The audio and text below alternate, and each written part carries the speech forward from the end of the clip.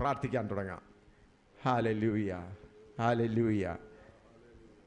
നല്ല പോരാട്ടം പോരാടി ഓട്ടമോടിടാം എന്നുള്ള പാട്ട് ഒന്ന് പാടിയാൽ നല്ലതായിരുന്നു. ആശയിച്ചൊക്കവേ അടക്കിയോടുകിൽ ആശ വെച്ച പന്തയപ്പൊരുൾ ലഭിച്ചിടും. ആശയിച്ചയൊക്കവേ അടക്കിയോടുകിൽ ആശ വെച്ച പന്തയപ്പൊരുൾ ലഭിച്ചിടും. ഭാരം പാപം തള്ളി ലക്ഷ്യം നോക്കി നേരെ മുന്നോട്ടോടി ഓട്ടം തികയ്ക്കാം. ഭാരം പാപം തള്ളി ലക്ഷ്യം നോക്കി നേരെ മുന്നോട്ടോടി ഓട്ടം തികയ്ക്കാം. ഓട്ടക്കളത്തിലോടുന്നോരനേകരെങ്കിലോ ബിരുദു പ്രാപിക്കുന്ന അനേകൻ മാത്രമല്ലയോ. ഓട്ടക്കളത്തിലോടുന്നോരനേകരെങ്കിലോ ബിരുദു പ്രാപിക്കുന്ന അനേകൻ മാത്രമല്ലയോ. ഭാരം പാപം തള്ളി ലക്ഷ്യം നോക്കി നേരെ മുന്നോട്ടോടി ഓട്ടം തികയ്ക്കാം. ഭാരം പാപം തള്ളി ലക്ഷ്യം നോക്കി നേരെ മുന്നോട്ടോടി ഓട്ടം തികയ്ക്കാം. പിന്നിലുള്ളതൊക്കെയും മറന്നു പോയിടാം. മുന്നിലുള്ള ലാക്കിലേക്കു നേരെ ഓടിടാം. പിന്നിലുള്ളതൊക്കെയും മറന്നു പോയിടാം. മുന്നിലുള്ള ലാക്കിലേക്കു നേരെ ഓടിടാം. ഭാരം പാപം തള്ളി ലക്ഷ്യം നോക്കി നേരെ മുന്നോട്ടോടി ഓട്ടം തികയ്ക്കാം.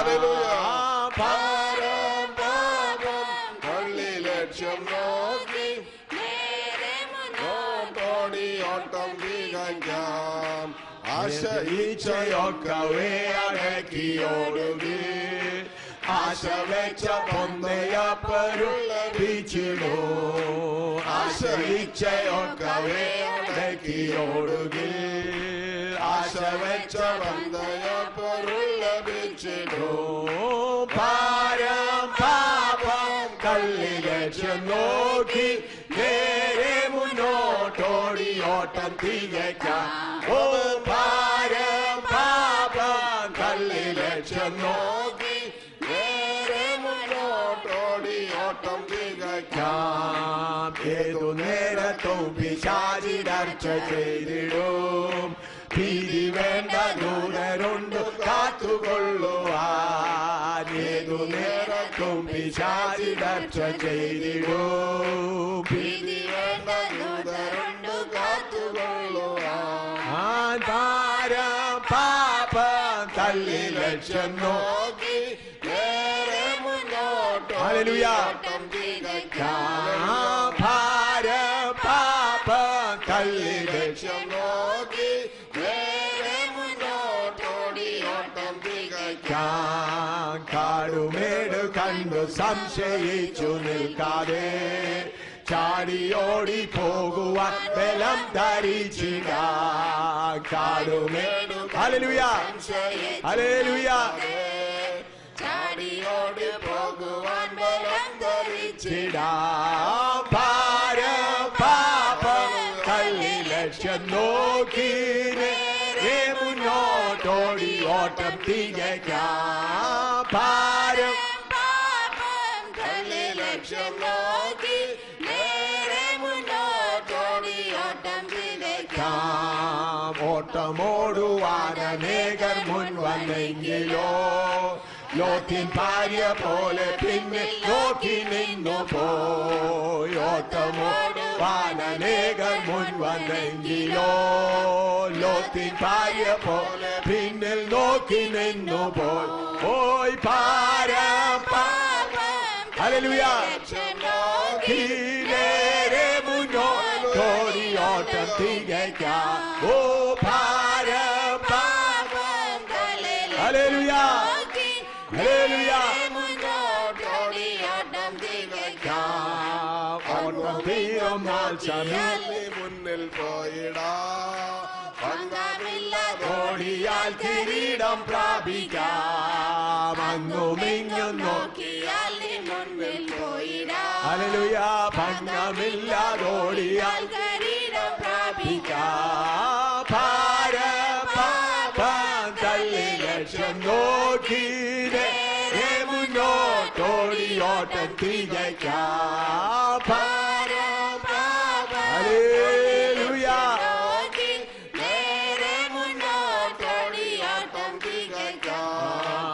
ഓട്ടം തീരുന്നാൽ സമീപമായി കാഹളം കേട്ടിടാൻ സമയമായി വേഗമോടിടാം. ഓട്ടം തീരുന്നാൽ സമീപമായി. ഹല്ലേലൂയ. ഹല്ലേലൂയ. ഹല്ലേലൂയ. ഓ ഭാരപാപ തള്ളി ലക്ഷ്യം നോക്കി. ഹല്ലേലൂയ. ഹല്ലേലൂയ. ലക്ഷ്യം നോക്കി ഓട്ടം തികയ്ക്കാം. ആദിഭക്തരോട്ടമോടി വിശ്രമിച്ചിടും. നാട്ടിൽ ചേർന്നു പാട്ടുപാടി ആനന്ദിച്ചിടാം. ആദിഭക്തരോട്ടമോടി. ഹല്ലേലൂയ. ഓ നാട്ടിൽ ചേർന്നു പാട്ടുപാടി ആനന്ദിച്ചിടാം. ഭാരപാപം തള്ളി ലക്ഷ്യം നോക്കി നേരെ മുന്നോട്ടോടിയോട്ടം തികയ്ക്കാം. ഹല്ലേലൂയ. ലക്ഷ്യം നോക്കി നേരെ മുന്നോട്ടോടിയോട്ടം തികയ്ക്കാം. ആ നല്ല പോരാട്ടം പോരാടിയോട്ടമോടിടാം. വല്ലഭന്റെ നല്ല പാത പിന്തുടർന്നിടാം. ഓ നല്ല പോരാട്ടം പോരാടിയോട്ടമോടിടാം. വല്ലഭന്റെ നല്ല പാത പിന്തുടർന്നിടാം. ഓ ഭാരപാപം തള്ളി ലക്ഷ്യം നോക്കി നേരെ മുന്നോട്ടോടിയോട്ടം തികയ്ക്കാം. ഹല്ലേലൂയ. ഹല്ലേലൂയ. ലക്ഷ്യം നോക്കി യേശുവിന്റെ കർജയം മുന്നോട്ടോടിയോട്ടം തികയ്ക്കാം. ഓട്ടക്കളത്തിലോടുന്നോരനേകരെങ്കിലോ ബിരുദു പ്രാപിക്കുന്ന വേഗൻ മാത്രമായി. ഹല്ലേലൂയ. ഓട്ടക്കളത്തിലോടുന്നോരനേകരെങ്കിലോ ബിരുദു പ്രാപിക്കുന്ന വേഗൻ മാത്രമല്ലയോ. ഓ ഭാരപാപം. ഹല്ലേലൂയ. ലക്ഷ്യം ഹല്ലേലൂയ. ഹല്ലേലൂയ. ഹല്ലേലൂയ. ഓ ഭാരപാപം തള്ളി ലക്ഷ്യം നോക്കി നേരെ ഓട്ടം തികയ്ക്കാം. പിന്നിലുള്ളതൊക്കെയും മറന്നു പോയിടാം. മുന്നിലുള്ള ലാക്കിലേക്കു നേരെ ഓടിടാം. പിന്നിലുള്ളതൊക്കെയും ഹല്ലേലൂയ. ഹല്ലേലൂയ. മുന്നിലുള്ള ലാക്കിലേക്കു നേരെ ഓടിടാം. ഓ ഭാരപാപം തള്ളി ലക്ഷ്യം നോക്കി നേരെ മുന്നോട്ടോടിയോട്ടം തികയ്ക്കാം. ഓ ഭാരപാപം തള്ളി ലക്ഷ്യം നോക്കി നേരെ മുന്നോട്ടോടിയോട്ടം തികയ്ക്കാം. ആശയിച്ചൊക്കവേ അടക്കിയോടുകേ ആശ വെച്ച പന്തയ പൊരുൾ ലഭിച്ചിടും. ആമേൻ. ആശയിച്ച ഹല്ലേലൂയ. ഹല്ലേലൂയ. ഹല്ലേലൂയ. ഹല്ലേലൂയ. പൊരുൾ ലഭിച്ചിടും. ഭാരപാപം തള്ളി ലക്ഷ്യം നോക്കി നേരെ മുന്നോട്ടോടിയോട്ടം തികയ്ക്കാം. ഭാരപാപം തള്ളി ലക്ഷ്യം നോക്കി ഹല്ലേലൂയ. തികയ്ക്കാം. ഏതു നേരത്തും പിശാചിടർച്ച ചെയ്തിടും. ഭീതി വേണ്ട ദൂതരുണ്ട് കാത്തുകൊള്ളുവാൻ. ഏതു നേരത്തും പിശാചിടർച്ച ചെയ്തിടും. ഭീതി വേണ്ട ദൂതരുണ്ട് കാത്തുകൊള്ളുവാൻ. തള്ളി ലക്ഷ്യം നോക്കി മുന്നോട്ടോടിയോട്ടം തികയ്ക്കാം. ഹല്ലേലൂയ. ഹല്ലേലൂയ. തള്ളി ലക്ഷ്യം നോക്കി മുന്നോട്ടോടി ഓട്ടം തികയ്ക്കാൻ. കാടുമേടു കണ്ടു സംശയിച്ചു നിൽക്കാതെ ചാടിയോടി പോകുവാൻ ബലം ധരിച്ചിടാൻ. കാടുമേടു കണ്ടു സംശയിച്ചു നിൽക്കാതെ ചാടിയോടി പോകുവാൻ ബലം ധരിച്ചിടാൻ. ഓ ഹല്ലേലൂയ. നേരെ മുന്നോട്ടോടി ഓട്ടം തികയ്ക്കാൻ. ഓ ഭാരം തള്ളി ലക്ഷ്യം നോക്കി നേരെ മുന്നോട്ടോടി ഓട്ടം തികയ്ക്കാം. ഓട്ടമോടുവാൻ അനേകം മുൻവന്നെങ്കിലോ ലോത്തി ഭാര്യ പോലെ പിന്നിൽ നോക്കി നിന്നു പോയി. ഓട്ടമോടുവാൻ അനേകം മുൻവന്നെങ്കിലോ ലോത്തി ഭാര്യ പോലെ പിന്നിൽ നോക്കി നിന്നു പോയി. പള്ളി ലക്ഷ്യം നോക്കി നേരെ മുന്നോട്ടോടി ഓട്ടം തികയ്ക്കാം. ഹല്ലേലൂയ. ഹല്ലേലൂയ. ഹല്ലേലൂയ. ഹല്ലേലൂയ. ഹല്ലേലൂയ. ഓട്ടം തികയ്ക്കാം. അങ്ങും ഇങ്ങും നോക്കിയാൽ നീ മുന്നിൽ പോയിടാ. അംഗമില്ലാതോടിയാൽ കിരീടം പ്രാപിക്കാം. അങ്ങും ഇങ്ങും നോക്കിയാൽ നീ മുന്നിൽ പോയിടാ. അംഗമില്ലാതോടിയാൽ കിരീടം പ്രാപിക്കാം. ഹല്ലേലൂയ. ഹല്ലേലൂയ. ഹല്ലേലൂയ. ഹല്ലേലൂയ. തികയ്ക്കാം. പള്ളി ലക്ഷ്യം നോക്കി ഹല്ലേലൂയ. മുന്നോട്ടോടി ഓട്ടം തികയ്ക്കാം. ഓട്ടം തീരും നാൾ സമീപമായി കാഹളം കേട്ടിടാൻ സമയമായി വേഗമോടിടാം. ഹല്ലേലൂയ. ഓട്ടം തീരും ഹല്ലേലൂയ. ഹല്ലേലൂയ. ഹല്ലേലൂയ. സമയമായി വേഗമോടിടാം. ഓ ഭാരം കള്ളി ലക്ഷ്യം നോക്കി മുന്നോട്ടോടി ഓട്ടം തികയ്ക്കാം. ഓ ഭാരം ഹല്ലേലൂയ. ഹല്ലേലൂയ. ഓട്ടം തികയ്ക്കാം. ആദിഭക്തനോട്ടമോടി വിശ്രമിച്ചിടും. നാട്ടിൽ ചേർന്നു പാട്ടുപാടി ഹല്ലേലൂയ. ഓ ആദിഭക്തനോട്ടമോടി വിശ്രമിച്ചിടും. നാട്ടിൽ ചെന്നു പാട്ടുപാടി ആനന്ദിച്ചിടും. ഹല്ലേലൂയ. ഹല്ലേലൂയ. ആരാധിക്കാം. ആത്മാവിൽ ആരാധിക്കാം. പള്ളി ലക്ഷ്യം നോക്കി നേരെ മുന്നോട്ടോടി ഓട്ടം തികയ്ക്കാം. ഭാരതൽ ലക്ഷ്യം നോക്കി നേരെ മുന്നോട്ടോടി ഓട്ടം ഹല്ലേലൂയ. തികയ്ക്കാം. ഹല്ലേലൂയ. ഹല്ലേലൂയ. ഹല്ലേലൂയ. ഹല്ലേലൂയ.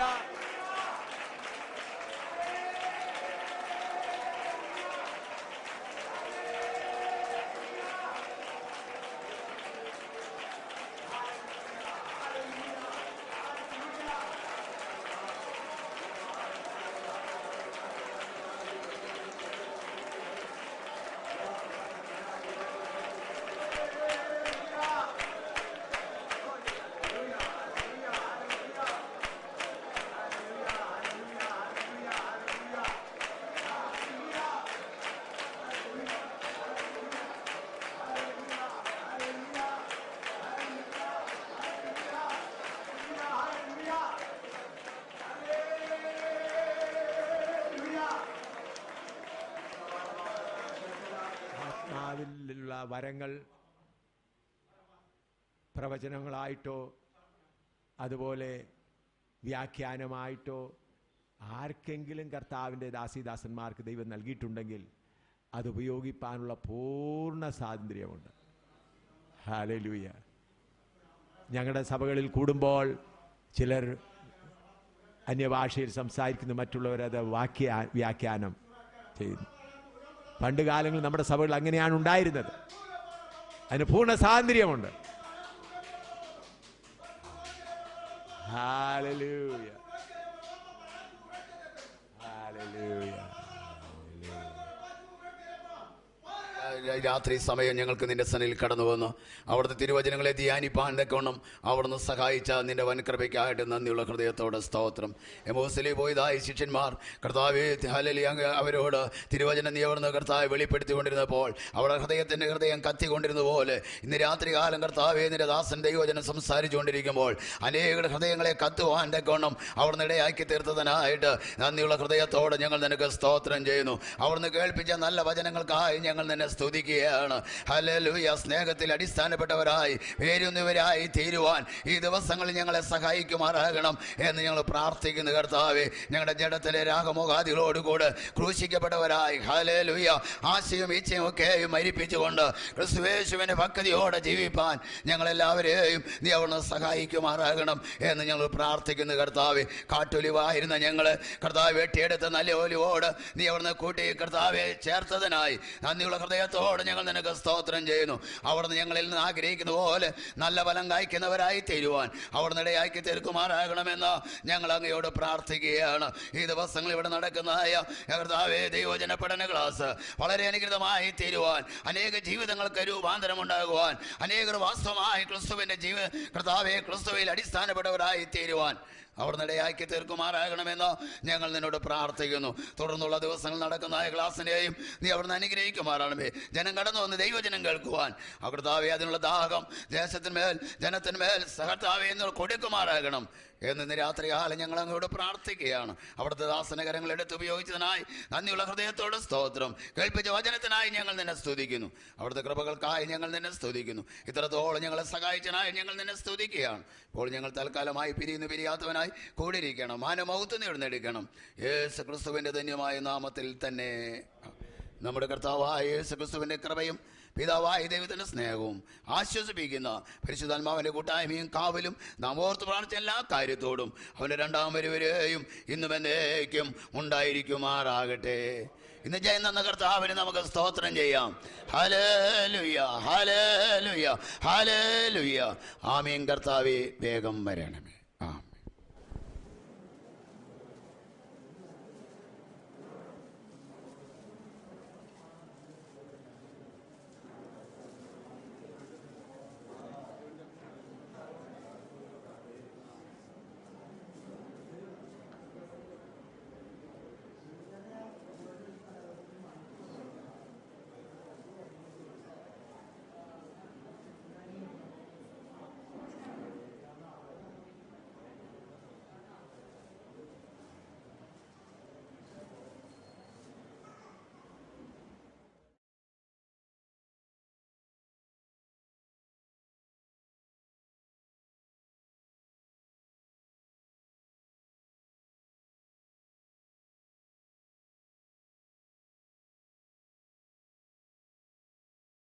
മറ്റാരെയും ആരാധിപ്പാനല്ല വന്നത്. നാം വന്നത് ദൈവത്തെ ആരാധിപ്പാൻ, ആ യേശുവിനെ സ്തുതിക്കുവാൻ, യേശുവിനെ ആരാധിപ്പാൻ. ദൈവത്തിന്റെ പരിശുദ്ധാത്മാവിലാൽ നിറഞ്ഞ് അഭിഷേകത്തിന്റെ ശക്തിയിൽ നിന്ന് പകൽക്കാലം ദൈവത്തെ ആരാധിക്കുമ്പോൾ ദൈവാത്മാവിൽ നിന്ന് പകൽക്കാലം അവൻ നമ്മെ നിറച്ച് ഹല്ലേലൂയ വന്നതുപോലെയല്ല ഇരുട്ട് ബലത്തോടെ കടന്നു പോകുവാൻ, ഏറിയ ബലത്തോടെ കടന്നു പോകുവാൻ, രോഗികളായി വന്നിരിക്കുന്നവർ സൗഖ്യത്തോടെ കടന്നു പോകുവാൻ ദൈവത്തിന്റെ പരിശുദ്ധാത്മാവിന്റെ പകൽക്കാലം നമ്മെ സഹായിക്കേണ്ടതിനായി എല്ലാവരും അല്പസമയം മൗനമായിരിക്കരുത്.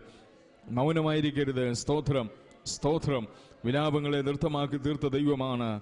രട്ടഴിച്ച് സന്തോഷം ഉടുപ്പിച്ച ദൈവമാണ്. ഹല്ലേലൂയ. നാം എന്തിനു വേണ്ടിയാണെന്നറിയാമോ? മൗനമായിരിക്കാതെ ദൈവത്തെ സ്തുതിക്കേണ്ടതിന്. മൗനമായിരിക്കരുത്. ഹല്ലേലൂയ. നാം ഒരു കാഴ്ചയും കാണാൻ വന്നവരല്ല. ഇവിടെ വന്നിരിക്കുന്ന എല്ലാ പ്രിയപ്പെട്ടവരും തമ്മിൽ പരിചയമുള്ളവരാ. സ്തോത്രം. അതുകൊണ്ട് ആരും നോക്കിയിരിക്കേണ്ട. ഇന്ന് പകൽക്കാലം യേശുവിനെ കാണുവാൻ, ഹല്ലേലൂയ, ആ ഹൃദയം ഒന്ന് തുറക്കുവാൻ, ഹല്ലേലൂയ, പാട്ടുകാരൻ പാടുന്ന പോലെ യേശുവിനെ കാണുവാൻ ഹൃദയങ്ങളെ തുറക്കണമേ. ഇന്ന് പകലിൽ ആ യേശുവിന്റെ തേജസ് മാത്രം ഒന്ന് കാണേണ്ടതിനായി എല്ലാ പുറം കണ്ണുകളെയും അടച്ച് അകത്തെ കണ്ണുകൾ തുറന്ന് ദൈവത്തിന്റെ തേജസ് പ്രാപിച്ച് ഹല്ലേലൂയ ഇന്ന് പകൽക്കാലം തന്റെ ദാസനെ കർത്താവ് നിന്റെ അഭിഷേകത്തിന്റെ ശക്തിയിൽ നിർത്തുമ്പോൾ ആ അഭിഷേകത്തിന്റെ ബലത്തിൽ നാം നിറയപ്പെടേണ്ടതിനായി, അഭിഷേകത്തിന്റെ ബലത്തിൽ നമ്മെ ശക്തിപ്പെടേണ്ടതിനായി ഏൽപ്പിച്ചുകൊണ്ട് നമ്മുടെ ക്ഷീണങ്ങൾ മാറിപ്പോകുവാൻ, ഹല്ലേലൂയ, ക്ലേശങ്ങൾ മാറിപ്പോകുവാൻ, ഹല്ലേലൂയ, അന്ധകാര ശക്തികൾ വിട്ടുമാറുവാൻ ഏൽപ്പിച്ചു കൊടുത്ത ദൈവസനെ പ്രാർത്ഥിച്ചാട്ട് എല്ലാവരും സ്തോത്രം സ്തോത്രം സ്തോത്രം. വചനം ജീവനും ചൈതന്യമുള്ളതാണ്. ഹല്ലേലൂയ. 2009 അവസാന ഹല്ലേലൂയ ആരംഭത്തിൻ്റെ അവസാന ആഴ്ചയിൽ ഞങ്ങൾ കടന്നു വന്നിരിക്കുന്ന കർത്താവേ, ഹല്ലേലൂയ ഈ കഴിഞ്ഞതായ വർഷം ഞങ്ങളെ അവിടെവിടങ്ങളായി കാത്തതിനായി സ്തോത്രം. തൻ്റെ വൃത്തിനെയും ദൈവമേ സഭയെയും തൻ്റെ പ്രവർത്തനങ്ങളെയും വടക്കേ ഇന്ത്യയിൽ കർത്താവെ വിജയകരമായി കഴിഞ്ഞ വർഷം നടത്തിയല്ലോ. കർത്താവെ വർഷത്തിൽ കേരളത്തിലേക്ക് കൊണ്ടുവന്നതിൻ്റെ ഉദ്ദേശം നാളുകളായിട്ട് വെളിപ്പെടുവാൻ സഹായിക്കുമാറാകണമേ. ദീർഘായുഷം ബലം ദൈവം കൊടുത്തല്ലോ.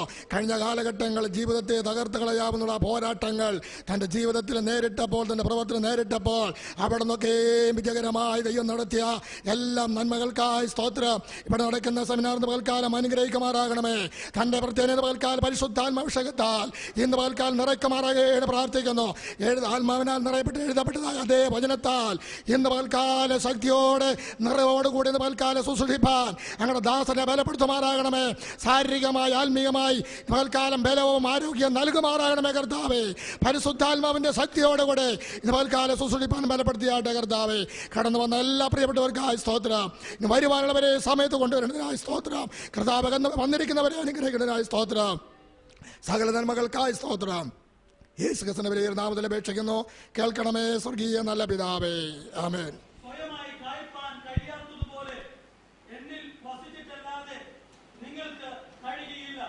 നമുക്ക് പ്രാർത്ഥിക്കാം. ഞങ്ങളുടെ കർത്താവേ, നിന്റെ വിശുദ്ധന്മാരാകുന്ന, നിന്റെ തിരഞ്ഞെടുക്കപ്പെട്ടവരാകുന്ന നിന്റെ ദാസന്മാർ ദാസിമാർ നിന്റെ വചനം പഠിക്കുവാനായി കടന്നു വന്നിരിക്കുന്നു. പരിശുദ്ധാത്മാവാകുന്ന ദൈവമേ, നീയാണ് ഞങ്ങളുടെ ടീച്ചർ, ഞങ്ങളുടെ അധ്യാപകൻ. എന്നെയും നിന്റെ രക്തത്താൽ വിലയ്ക്ക് വാങ്ങപ്പെട്ട നിന്റെ മണവാട്ടി അംഗങ്ങളായി നീ മുൻകണ്ടിരിക്കുന്ന നിന്റെ പ്രിയപ്പെട്ടവർ നിന്റെ സന്നിധിയിലിരിക്കുന്നു. പരിശുദ്ധാത്മാവാകുന്ന ദൈവമേ, ഞങ്ങളെ പഠിപ്പിച്ച് ഒരുക്കണമേ. നീ ഞങ്ങളോട് സംസാരിക്കണമേ. വചനം ഹൃദയത്തിൽ വീഴുന്നതിന് തടസ്സമായി പോരാടിക്കൊണ്ടിരിക്കുന്ന സകല ദുഷ്ടൻ്റെ ശക്തികളെയും, ദൈവസഭയെ പൂർണ്ണതയിലേക്ക് നടത്തുന്നതിന് തടസ്സമായി നിൽക്കുന്ന സകല ശക്തികളെയും സ്വർഗത്തിലും ഭൂമിയിലും അധികാരം പ്രാപിച്ച നസറേയനായ യേശുവിൻ്റെ നാമത്തിൽ ശാസിക്കുന്നു. വചനം ഓരോരുത്തർ ഹൃദയങ്ങളിലും പകരുമാറാകട്ടെ, യേശുവിൻ്റെ നാമത്തിൽ തന്നെ. ആമേൻ. हिंदी में थोड़ा पढ़ो, यूहन्ना 15 का 4. तुम मुझ में बने रहो और मैं तुम में, जैसे डाली यदि दाखलता में बनी ना रहे तो अपने आप से नहीं फल सकती. कैसा मसीह में बने रहना, उसके बारे में हम सीखेंगे. എന്നിൽ വസിക്കുവിൻ, ക്രിസ്തുവിൽ വസിക്കുക. ഞാൻ ഈ പടം വരച്ച് നിങ്ങൾ കാണുന്നല്ലോ. ഇന്നലെ നമ്മൾ ചിന്തിച്ചു, കർത്താവായ യേശു ക്രിസ്തു പറഞ്ഞു, ഞാൻ മുന്തിരിവള്ളിയും നിങ്ങൾ കൊമ്പുകളാകുന്നു. അതേ വചനം തന്നെ തുടർന്ന് എന്നിൽ വസിക്കുക. ഇതിൻ്റെ ആഴം മനസ്സിലാക്കണമെങ്കിൽ നമുക്ക് ദൈവത്തിൻ്റെ ഉദ്ദേശം എന്താണ് നമുക്കറിയാം, ദൈവത്തിൻ്റെ ഉദ്ദേശം. എങ്കിലും നമുക്കതിനെക്കുറിച്ച് അല്പം കൂടെ ചിന്തിക്കാം. എന്താണ് നമ്മെക്കുറിച്ചുള്ള ദൈവത്തിൻ്റെ ഉദ്ദേശം? പലപ്പോഴും നമ്മെക്കുറിച്ചുള്ള ദൈവത്തിൻ്റെ ഉദ്ദേശം മനസ്സിലാക്കാതിരിക്കുന്നതിനാൽ നാം പലപ്പോഴും സംശയിച്ച് ഇടത്തോട്ടോ വലത്തോട്ടോ ഒക്കെ തിരിഞ്ഞു പോകാറുണ്ട്. എന്നാൽ ദൈവത്തിന് നമ്മളെക്കുറിച്ചുള്ള പ്ലാൻ, ഉദ്ദേശം മനസ്സിലാക്കി കഴിഞ്ഞാൽ പിന്നെ അങ്ങനെ മറിഞ്ഞു പോകാൻ ഇടയില്ല. ദൈവത്തിൻ്റെ ഉദ്ദേശം നമുക്ക് വെളിപ്പാട് പുസ്തകം 21 മുതൽ 4 വരെ ഒന്ന് വായിച്ചാൽ. വെളിപ്പാട് പുസ്തകം 21 മുതൽ 4 വരെ. റെവലേഷൻ 21, 1-4. വെളിപ്പാട് പുസ്തകം 21.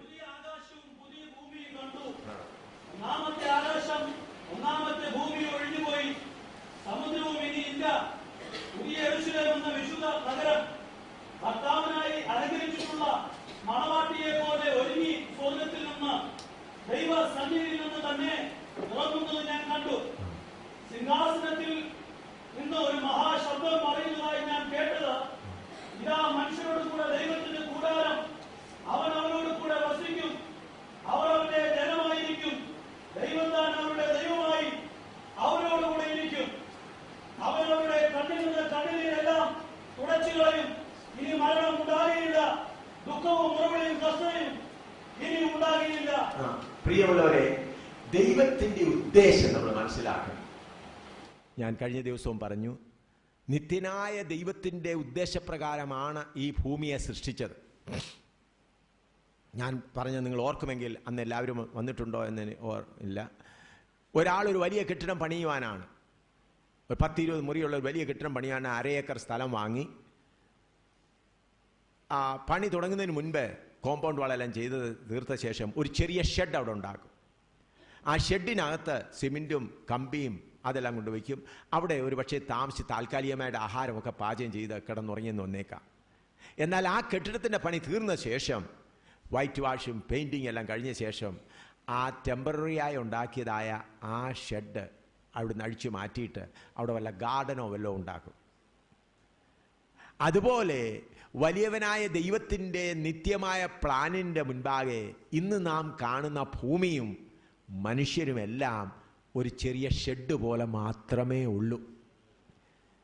ഇത് നമ്മൾ നല്ലവണ്ണം മനസ്സിലാക്കണം. ദൈവത്തിൻ്റെ പ്രോഗ്രാം ഇതുവരെ തുടങ്ങിയിട്ടില്ല. ദൈവത്തിൻ്റെ നിത്യതയുടെ പ്രോഗ്രാമിൻ്റെ ആരംഭം മാത്രമാണ്. അതിനുവേണ്ടിയാണ് ദൈവം മനുഷ്യനെ തൻ്റെ സ്വരൂപത്തിൽ സൃഷ്ടിച്ചു, സാത്താനെ സൃഷ്ടിച്ചു. അങ്ങനെ ഓരോ കാര്യങ്ങൾ നടത്തി വന്ന് ദൈവം തൻ്റെ വലിയ പ്രോഗ്രാമിന് വേണ്ടി എന്ത് ചെയ്യുകയാണ്? ഒരുങ്ങിക്കൊണ്ടിരിക്കുകയാണ്. അതുകൊണ്ടാണ് ഞാൻ കഴിഞ്ഞ ദിവസം വായിച്ചത് 102-ാം സങ്കീർത്തനം വായിക്കുന്നുണ്ട്, ഈ ഭൂമിയെ അവൻ എന്ത് ചെയ്യാൻ പോകുന്നു? ഈ ഭൂമിയെ ആകാശത്തെയും മാറ്റിക്കളയാൻ പോകുകയാണ്. അതിനുള്ളതെല്ലാം ഇന്ന് ശാസ്ത്രജ്ഞന്മാരെല്ലാം കണ്ട് മനസ്സിലാക്കിക്കൊണ്ടിരിക്കുകയാണ്. അതുകൊണ്ട് നമ്മെ എന്തിനു വേണ്ടി വിളിച്ചു എന്നുള്ളത് അറിഞ്ഞിട്ടുണ്ട്.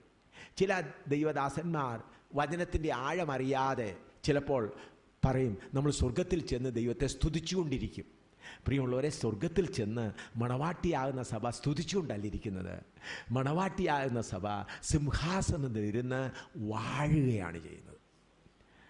ഒരു പ്രാവശ്യം തൻ്റെ 24 മൂപ്പന്മാർ കിരീടങ്ങൾ താഴെ ഇട്ടിട്ട് ദൈവത്തെ പറയും. അതെപ്പോഴാണ്? കർത്താവായ യേശുക്രിസ്തു. നമുക്ക് ആ ഭാഗത്തേക്കൊന്ന് പോകാം. വെളിപ്പാട് പുസ്തകം 5-ാം അധ്യായം.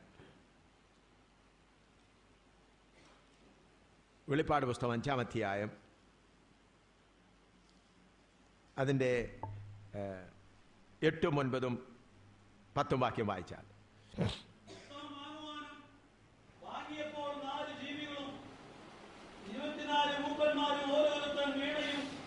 വിശുദ്ധന്മാരുടെ പ്രാർത്ഥന എന്ന ധൂപവർഗം നിറഞ്ഞ പൊൻകലശവും പിടിച്ചുകൊണ്ട് കുഞ്ഞാടിന്റെ മുമ്പാകെ വീണു. പുസ്തകം വാങ്ങുവാനും അതിന്റെ മുദ്ര പൊട്ടിപ്പാനും നീ യോഗ്യൻ, നീ അർഹപ്പെട്ടു. നിന്റെ രക്തം കൊണ്ട് സർവ്വഗോത്രത്തിലും ഭാഷയിലും വംശത്തിലും ജാതിയിലും നിന്നുള്ളവരെ ദൈവത്തിനായി വിലയ്ക്കു വാങ്ങി. ഞങ്ങളുടെ ദൈവത്തിന് അവരെ രാജ്യവും പുരോഹിതന്മാരുമാക്കി വെച്ചു. അവർ ഭൂമിയിൽ വാഴുന്നു എന്നൊരു പുതിയ പാട്ട് അവർ പാടുന്നു. ഇവിടെ അവരെന്ന് എഴുതിയിരിക്കുന്ന വാസ്തവത്തിൽ തർജ്ജിമയിലുള്ള തെറ്റാണ്. നമ്മെ എന്നാണ് വായിക്കേണ്ടത്. നമ്മെ ആക്കി വെച്ചു, നാം and has made us unto our God kings and priests. അവരെന്നല്ല, ആ 24 മൂപ്പന്മാരെ അവരെ ഉൾപ്പെടുത്തിയാണ് പറയുന്നത്. ഇവിടെ ഒരു ഭാഗത്ത് മാത്രമാണ് സിംഹാസനത്തിൽ ഇരിക്കുവാനായി വിളിക്കപ്പെട്ടതായ ആ ശ്രേഷ്ഠമായ കർത്താവിൻ്റെ മണവാട്ടി സഭ കർത്താവിൻ്റെ സന്നിധിയിൽ വീണയുമായി പാടുന്നത്. അത് കഴിഞ്ഞ് 14-ാം അധ്യായത്തിലേക്ക് വന്നാണ്. വെളിപ്പാട് പുസ്തകം 14-ാം അധ്യായത്തിലേക്ക് 14-ന്റെ 1 മുതൽ 3 വരെ വായിച്ചാൽ. പിന്നെ ഞാൻ സിയോൻ മലയിൽ കുഞ്ഞാടും അവനോടുകൂടെ നെറ്റിയിൽ അവന്റെ നാമവും പിതാവിന്റെ നാമവും എഴുതിയിരിക്കുന്ന 144,000 പേരും നിൽക്കുന്നത് കണ്ടു. പെരുവെള്ളത്തിന്റെ ഇരച്ചിൽ പോലെയും വലിയൊരു ഇടിമുഴക്കം പോലെയും സ്വർഗത്തിൽ നിന്ന് ഒരു ഘോഷം കേട്ടു. ഞാൻ കേട്ട ഘോഷം വൈകിണിമാർ വീണമിട്ടുന്നത് പോലെയായിരുന്നു. ഇവിടെ നാം വായിക്കുന്നത് 144,000 പേര് നിന്ന് പാടുകയാണ്. അവരാരുടെ മുൻപാകെയാണ് പാടുന്നത്? അതിന്റെ 1-ാം വാക്യം വായിച്ചാൽ, കുഞ്ഞാടിന്റെയും അതിന്റെ അവരാരുടെ മുമ്പിൽ നിന്ന് പാടുന്നത്. അതിന്റെ 3-ാം വാക്യം വായിച്ചാൽ,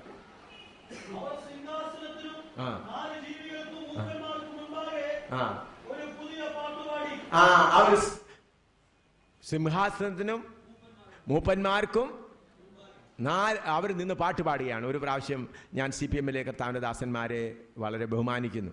ഒരു പ്രാവശ്യം തിരുവല്ലയിൽ വെച്ച് സെൻട്രൽ പാസ്റ്റർ എല്ലാവരും ഞങ്ങളെല്ലാം കൂടെ കൂടിയപ്പോൾ ചില കാര്യങ്ങൾ ഞാൻ തിരുവല്ലയിൽ യോഗത്തിന് വരുമ്പോൾ അവിടുത്തെ സെൻട്രൽ പാസ്റ്റർ എല്ലാവർക്കും അറിയിപ്പ് കൊടുക്കും. AM ശ്യാമലിൻ്റെ മീറ്റിങ്ങിൽ എല്ലാ സഭക്കാരും പോയി ഇത് ചെയ്യണം. അപ്പോൾ ഞങ്ങൾക്ക് സെൻട്രൽ ഫെയ്ത്ത് ഹോമിൽ ഒരു ടീ ക്രമീകരിച്ചു. അപ്പോൾ സീനിയർ പാസ്റ്റേഴ്സൊക്കെ വന്നിരുന്നു. അപ്പോൾ ഞങ്ങൾ പല കാര്യങ്ങൾ സംസാരിച്ചപ്പോൾ ഞാൻ പറഞ്ഞു 144,000 പേരുടെ കൂട്ടത്തിൽ നിങ്ങൾ നിന്ന് പാടുകയാണെങ്കിൽ എനിക്കതിനെതിരില്ല. ഞങ്ങൾ അന്നേരം സിംഹാസനത്തിൽ കർത്താവിനോടുകൂടി ഇരിക്കുന്നവരായിരിക്കും. ഞങ്ങളുടെ മുമ്പിൽ നിങ്ങൾ എത്ര നേരം പാടിയാലും ഞങ്ങൾക്കൊരു കുഴപ്പവുമില്ല എന്ന് പറഞ്ഞു. പറഞ്ഞപ്പോൾ അവരെന്നെ അറിയാവുന്ന പ്രായമുള്ളവരായിരുന്നു. ഉടനെ പറഞ്ഞു, ഞങ്ങളെ ഇത്ര അങ്ങ് മോശമാക്കാതെ. അന്ന് ഞങ്ങൾ അങ്ങനെ പഠിപ്പിച്ചു പോയി. ഇപ്പോഴതിൻ്റെ തെറ്റ് ഞങ്ങൾക്ക് മനസ്സിലാകുന്നുണ്ട്. 144,000 ഞങ്ങളല്ല. അന്ന് അങ്ങനെ പഠിപ്പിച്ചു. ഞാൻ പറഞ്ഞു, പരസ്യമായിട്ട് എല്ലാവരെയും അറിയിച്ചേക്കാൻ പറഞ്ഞു. അല്ലെങ്കിൽ നിങ്ങൾ പരസ്യമായിട്ട് അറിയിച്ചില്ലെങ്കിൽ നിങ്ങൾ ആ 144,000 എന്ന് പറഞ്ഞാൽ എനിക്ക് വീണ്ടും ഇത് പറയേണ്ടി വരും എന്ന് പറഞ്ഞു. ഈ അവരെ അങ്ങനെ പറയാൻ കാരണം എന്താണ്? ആ 144,000 കുറിച്ച് പറയുന്നത് അവർ അതിൻ്റെ 4-ാം വാക്യം വായിച്ചാൽ, കന്യകമാരാകയാൽ. അപ്പം അവര് CPM-ൽ പഠിപ്പിക്കുന്നത് വിവാഹം കഴിക്കാത്തവരാണ് 144,000. ഇപ്പോൾ അവരെന്നോട് പറഞ്ഞു, ഞാൻ പറഞ്ഞപ്പോൾ അവർ പറഞ്ഞു, ഞങ്ങൾ ആ ഉപദേശം പരസ്യമായിട്ട് അത് വിത്ഡ്രോ ചെയ്തിട്ടില്ല, എന്നാൽ ഇന്നർ സർക്കിളിലെല്ലാം അത് വിത്ഡ്രോ ചെയ്ത് കഴിഞ്ഞെന്ന് പറഞ്ഞു. മറ്റുള്ളവർ മുമ്പിൽ അത് ഇപ്പോഴും അങ്ങനെ നിൽക്കുകയാണ്. അപ്പോൾ ഈ 144,000 പേര് ആരാണെന്നറിയാമോ? ഇസ്രായേൽ വേർതിരിക്കപ്പെട്ടതായ മുദ്രയേറ്റ ആ വിരോധി ആൻറ്റി ക്രൈസ്റ്റിൻ്റെ എതിർ ക്രിസ്തുവിൻ്റെ മുദ്രയേൽക്കാതെ നിൽക്കുന്ന അവരാണ്. അവരാരുടെ മുമ്പിലാണ് നിന്ന് പാടുന്നത്? 24 മൂപ്പരാകുന്ന സഭയാണ്. സഭയെ അവിടെ റെപ്രസെൻ്റ് ചെയ്യുന്നത് എന്താണ്? 24 മൂപ്പന്മാരെ. 24 എന്നുള്ള സംഖ്യ വന്നത് എന്താണ്? ഇസ്രായേൽ മക്കളെ പുരോഹിതന്മാരെ 24 ഹൂറുകളായി വിഭജിച്ചിരുന്നു.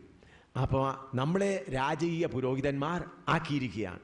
അപ്പോൾ ആ 24 മൂപ്പന്മാരുടെ സ്ഥാനമാണ് നമ്മുടെ സ്ഥാനം. അപ്പോൾ നാം കർത്താവിനോട് എവിടെയായിരിക്കും ഇരിക്കുന്നത്? സിംഹാസനത്തിൽ ഇരിക്കുകയായിരിക്കും ചെയ്യുന്നത്. അതിൻ്റെ 19-ാം അധ്യായത്തിലേക്ക് വായിച്ചാട്ട്, 19-ാം അധ്യായത്തിൻ്റെ 6-ാം വാക്യം വായിച്ചാട്ട്. അപ്പോൾ വലിയ പുരുഷാരത്തിന്റെ ഘോഷം പോലെയും പെരുവെള്ളത്തിന്റെ ഇരച്ചൽ പോലെയും കനത്ത ഇടിമുഴക്കം പോലെയും ഞാൻ കേട്ടത്, ഹല്ലേലൂയ, സർവശക്തിയുള്ള നമ്മുടെ ദൈവമായ കർത്താവ് രാജ്യത്വം എത്തിയിരിക്കുന്നു. നാം സന്തോഷിച്ചുല്ലസിച്ച് അവന് മഹത്വം കൊടുക്കുക. കുഞ്ഞാടിന്റെ കല്യാണം വന്നുവല്ലോ, അവന്റെ കാന്തയും തന്നെത്താൻ ഒരുക്കിയിരിക്കുന്നു. ഈ വചനവും ചിലപ്പോൾ അറിയാതെ ദൈവദാസന്മാരോ കൊയർ ഗ്രൂപ്പുകാരോ കണ്ടോ, സ്വർഗത്തിലെ ശബ്ദം എന്ന് പറയുന്നത് ഇടിമുഴക്കം പോലെയാണ്. അതുകൊണ്ട് സഹോദര, വാ തുറന്ന് പറയണമെന്ന് പറയുമ്പോൾ അറിയാതെ നമ്മളങ്ങ് വാ തുറന്നങ്ങ് പറഞ്ഞങ്ങ് ഇമോഷനായി പോകും. ഈ ഇടിമുഴക്കമുള്ള ശബ്ദമുള്ളത് സഭയല്ല പാടുന്നത്, ദൂതന്മാരുടെ സംഖ്യയാണ് പാടുന്നത്. സഭയെക്കുറിച്ച് പറയുന്നത് എന്താണ്? കുഞ്ഞാടിൻ്റെ കല്യാണം വന്നിരിക്കുന്നു, അവൾ ഒരുക്കപ്പെട്ടിരിക്കുകയാണ്. നാം ദൈവത്തെ ആരാധിക്കുക. ഈ ആരാധന എന്നുള്ളത് പെട്ടെന്ന് ആരാധനയെക്കുറിച്ച് പെട്ടെന്ന് വീണ്ടും പറയാം. എന്നാൽ ആരാധന എന്നുള്ളത്, ആരാധനയിൽ സാത്താൻ വളരെ കടന്നിരിക്കുന്ന ഒരു സമയമാണിത്. അപ്പോൾ യഥാർത്ഥമായ ആരാധന, ദൈവമക്കളുടെ ആരാധന എങ്ങനെയുള്ളതാണെന്ന് പറഞ്ഞാൽ, നാം ആ വചനത്തിലെല്ലാം പോകാൻ ഇപ്പോൾ സമയമില്ല. നിങ്ങൾക്ക് എല്ലാവർക്കും നല്ലവണ്ണം അറിയാവുന്നതായതുകൊണ്ട് യോഹന്നാൻ്റെ സുവിശേഷം 4-ാമത്തെ എഴുതിയിട്ടുണ്ട്, സത്യ നമസ്കാരികൾ പിതാവിനെ ആത്മാവിലും സത്യത്തിലും നമസ്കരിക്കുന്നു.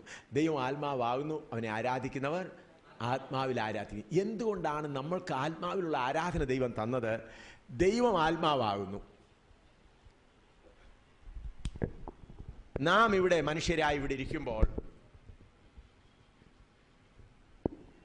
നമ്മിലുള്ള ദൈവത്തിൻ്റെ ആത്മാവ്, ദൈവത്തിൻ്റെ ആത്മാവിൽ കൂടെ നമ്മിലുള്ളതായ ആത്മാവിനെ,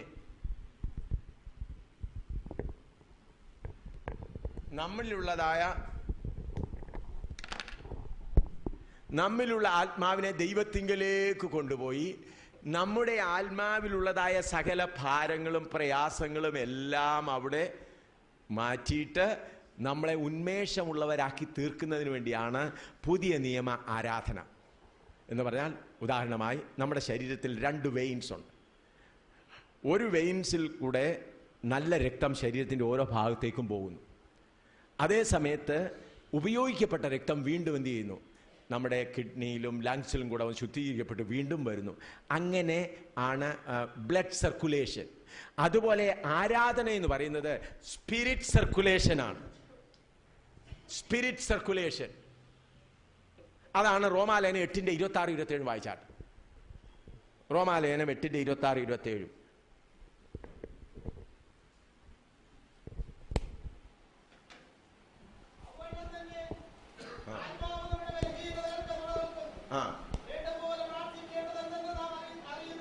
ആ,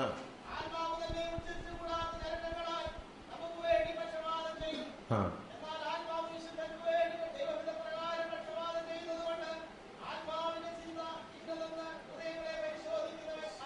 ആ, നിങ്ങൾക്ക് എല്ലാവർക്കും, ഞാൻ വിശ്വസിക്കുന്നു നിങ്ങൾക്ക് എല്ലാവർക്കും ഇത് അനുഭവം ഉണ്ടായിരിക്കും. നിങ്ങളുടെ ഹൃദയത്തിൽ ഏതെങ്കിലും വലിയ ഭാരമുണ്ടായി നിങ്ങൾ മുട്ടിന്മേലിരുന്ന് കണ്ണുനീരോടുകൂടെ കരഞ്ഞുകൊണ്ടിരിക്കുമ്പോൾ അന്യഭാഷയിൽ സംസാരിക്കാൻ തുടങ്ങും. കുറച്ചു നേരം അന്യഭാഷയിൽ സംസാരിച്ച് കഴിഞ്ഞ് കഴിയുമ്പോൾ നിങ്ങളുടെ ഹൃദയത്തിലെ ഭാരമെല്ലാം മാറി ഒരു സന്തോഷം അനുഭവപ്പെടുന്നു, ഇല്ലേ? അതെന്താണ്? നിങ്ങൾ ആത്മാവിൽ ആരാധിച്ചുകൊണ്ടിരുന്നപ്പോൾ നിങ്ങളുടെ ആത്മാവിനെ ദൈവത്തിൻ്റെ ആത്മാവിലേക്ക് കൊണ്ടുപോയി ഉണ്ടായിരുന്ന ഭാരങ്ങളെല്ലാം മാറ്റി സന്തോഷത്താൽ നിറച്ച് മടക്കി വന്നു. അതാണ് ആരാധന, ആത്മീക ആരാധന. എന്നാൽ ഇന്ന് റോക്ക് ആൻഡ് റോള് പോലുള്ള മ്യൂസിക്കും മറ്റൊന്നെല്ലാം കൂടെ വന്ന് ആളുകളുടെ ഇമോഷൻ അങ്ങ് വിപ്പപ്പ് ചെയ്ത് കിടന്ന് ചാടി ചാടി തിരിച്ചു പോകുമ്പം ക്ഷീണിച്ചാ പോകുന്നത്, ഒരു പ്രയോജനവുമില്ല. എന്നാൽ ആത്മാവിൽ ആരാധിച്ച് പോകുമ്പോഴും പാടിക്കൊണ്ട് പോകും. ഒരു നല്ല ഉറവ പോലെ വീട്ടിൽ ചെന്നാലും ആ ഉറവ. ഇന്ന് ഒരുപാട്, ഞാൻ ആരാധനയെക്കുറിച്ചൊരു പുസ്തകം എഴുതിയിട്ടുണ്ട്. നിങ്ങൾ അത് പുസ്തകം ഒന്ന് വാങ്ങി, ആ വിലയ്ക്ക് വേണ്ടിയല്ല, ഞങ്ങൾ പുസ്തകങ്ങളുടെ ഒന്നും ₹1 പോലും എക്സ്ട്രാ നിങ്ങൾ എടുക്കുന്നില്ല, ചിലവ് മാത്രം. കാരണം ദൈവമക്കളുടെ പ്രയോജനത്തിന് വേണ്ടി എഴുതുന്നതാണ്. അത് വാങ്ങി വായിപ്പീൻ. യഥാർത്ഥ വചനപ്രകാരമുള്ള ആരാധന എന്താണ്? ഇന്ന് റോക്ക് ആൻഡ് റോളും നൃത്തവും ചാട്ടവും എല്ലാം ഒരുപാട് ഇങ്ങനെ വന്നു കഴിഞ്ഞ് ജനങ്ങളുടെ ഇമോഷൻ അങ്ങ് വർദ്ധിപ്പിച്ച്. നമ്മുടെ ദൈവം കോൺഗ്രസ് പാർട്ടിയുടെ പ്രസിഡന്റ് പോലെയുള്ള പ്രസിഡന്റ് അല്ല. കോൺഗ്രസ് പാർട്ടിയുടെ പ്രസിഡന്റ് ഇവിടെ ഇരിക്കുകയാണെങ്കിൽ എല്ലാവരും കൂടെ ഉറച്ച് ജയ പറയാമെങ്കിൽ അതിൽ സന്തോഷിക്കും. എന്നാൽ നമ്മുടെ പിതാവ് ഹൃദയത്തിൽ നിന്ന് വരുന്ന ആ ചെറിയ കൽപ്പന അറിയുന്നവനാണ്. ഹൃദയത്തിൽ നിന്ന്. മ്യൂസിക്കൽ ഇൻസ്ട്രുമെൻ്റ് ഉപയോഗിക്കുന്നതിന് ഒരു തെറ്റുമില്ല. എന്നാൽ മ്യൂസിക്കൽ ഇൻസ്ട്രുമെൻ്റ് ഉപയോഗിക്കുന്നവരും ആത്മാവിൽ അതിനെ ഉപയോഗിക്കണം. ആ മ്യൂസിക് ഇൻസ്ട്രുമെൻ്റ് കൊണ്ട് ആരുടെയും ഇമോഷൻ ഉണ്ടാക്കരുത്. മ്യൂസിക് ഇൻസ്ട്രുമെൻ്റ് ഉപയോഗിക്കുന്നവരെല്ലാം ആത്മാവിൽ അവർ ആദ്യം അഭിഷേകം പ്രാപിച്ചവരായിരിക്കണം. അഭിഷേകം പ്രാപിച്ചവർ മാത്രമേ മ്യൂസിക് ഇൻസ്ട്രുമെൻ്റ് ഉപയോഗിക്കാവൂ. അല്ലെങ്കിൽ അവരവരുടെ ജഡത്തിലിരുന്ന് കൊട്ടുകയും അവരുടെ ടാലൻറ്റ് കാണിക്കുകയും ചെയ്യും. മ്യൂസിക് ഇൻസ്ട്രുമെൻ്റ് ഉപയോഗിക്കുന്നവർ ആത്മാവിൽ അതിനെ ഉപയോഗിച്ചുകൊണ്ടിരിക്കുമ്പോൾ ആ നല്ല ആത്മാവിൽ, അതാണ് ആരാധന എന്ന് പറയുന്നത്. അതുകൊണ്ട് നമ്മെ ദൈവം സൃഷ്ടിച്ചത് വിളിച്ചിരിക്കുന്ന ആരാധിക്കാൻ വേണ്ടിയല്ല, തെറ്റിദ്ധരിച്ചു പോകരുത്. ഇപ്പോൾ സ്വർഗത്തിലോട്ട് ചെന്നിട്ട് കർത്താവെ എവിടാ ഞാനിരുന്ന് ആരാധിക്കേണ്ടത് എന്ന് ചോദിക്കുമ്പോൾ കർത്താവ് പറയും, ഞാൻ നിന്നെ സിംഹാസനത്തോടിരുന്ന് രാജ്യം ഭരിക്കാനാണ് വിളിച്ചിരിക്കുന്നത്. ഞാൻ നിന്നെ എന്നോട് കൂടി ഇരുന്ന് എന്തിനാണ് വിളിച്ചിരിക്കുന്നത്? രാജ്യം ഭരിക്കാൻ. നീ ഇവിടെ ആരാധിക്കാനല്ല, നിന്നെ ആരാധിക്കാൻ ദൂതന്മാരോടുണ്ട്. നമ്മുടെ ചുറ്റും ആര് നിൽക്കും? നമ്മൾ എവിടാ നിൽക്കുന്നത്? ദൂതന്മാരുടെ പുറകിലാണോ ദൂതന്മാർ നമുക്ക് ചുറ്റുമാണോ നിൽക്കുന്നത്? വായിക്കാം, ദാനിയേലിന്റെ പുസ്തകത്തിലോട്ട് നോക്കാം, അതിന് സംശയമുണ്ടെങ്കിൽ.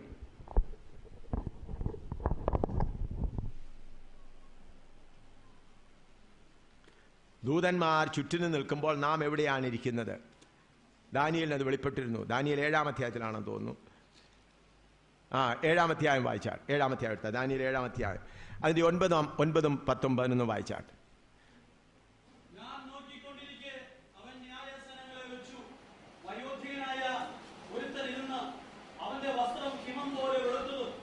അവന്റെ തലമുടി നിർമ്മലമായ ആട്ടുരോമം പോലെയും അവന്റെ സിംഹാസനം അഗ്നിജ്വാലയും അവന്റെ രഥചക്രങ്ങൾ കത്തുന്ന തീയുമായിരുന്നു.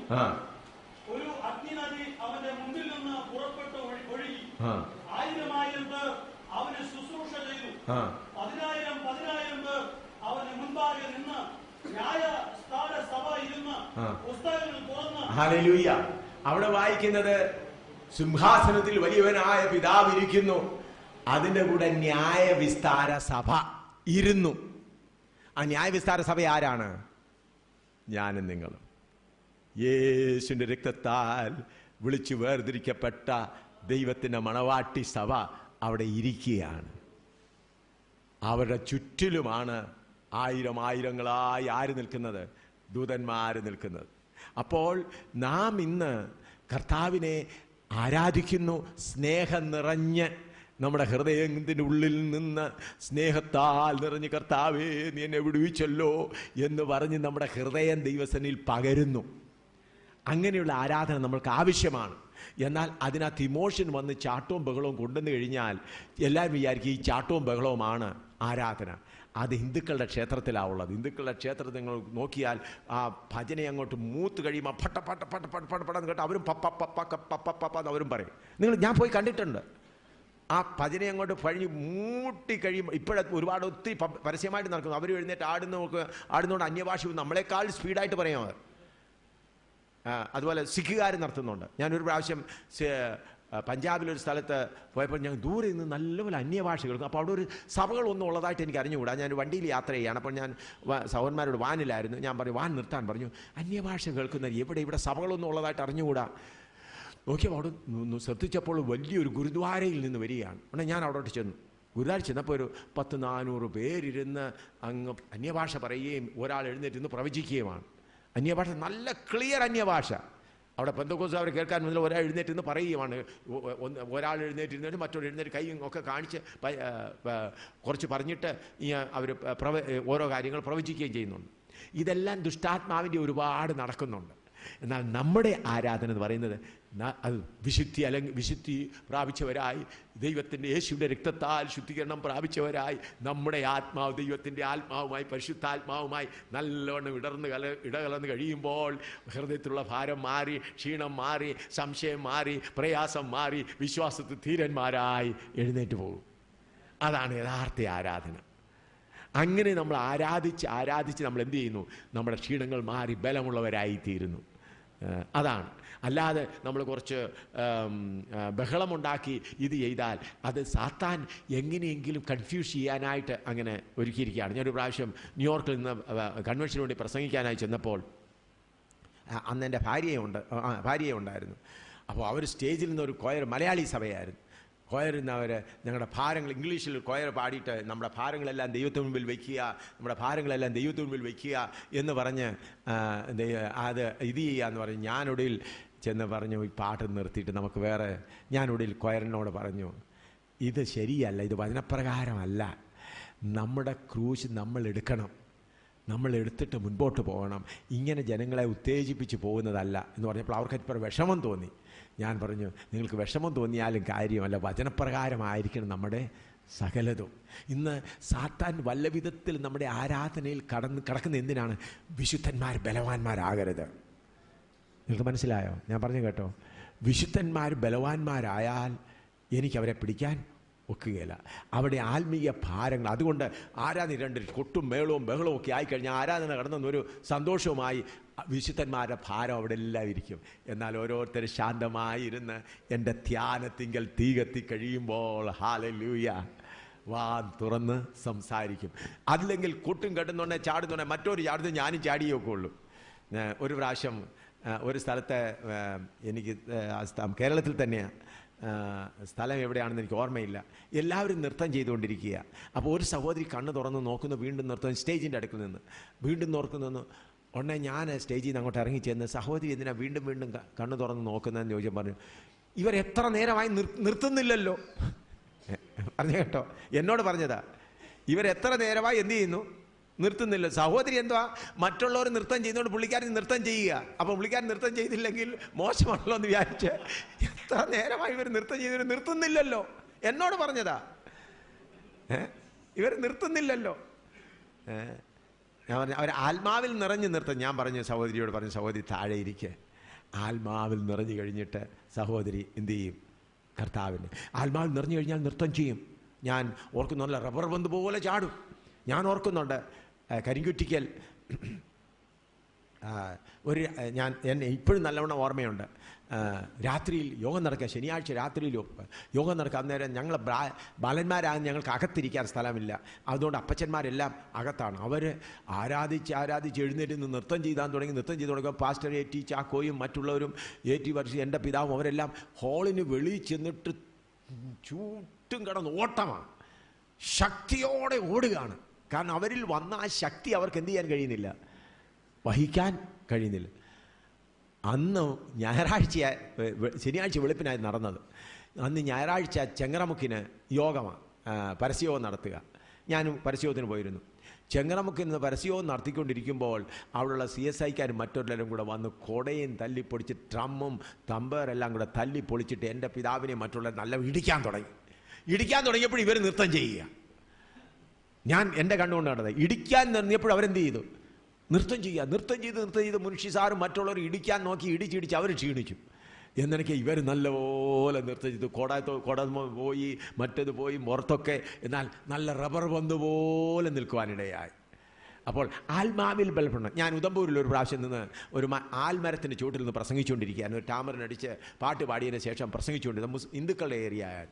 യേശു ക്രിസ്തു മാത്രം ദൈവമെന്ന് ഞാൻ പ്രസംഗിച്ചപ്പോൾ അവരെല്ലാം കൂടെ പിടിച്ചെന്നെ ഒരു ടൈലർ ഷോപ്പ് പോലെ ഒരു കോണിൽ ടൈലറിന് ഒരു മുറിയിൽ കൊണ്ടുപോയി 10-22 പേര് ഫുട്ബോൾ ഉപയോഗിക്കുന്ന പോലെ എന്നെ ഇട്ട് തൊഴിക്കാനും ഇടിക്കാനും തുടങ്ങി.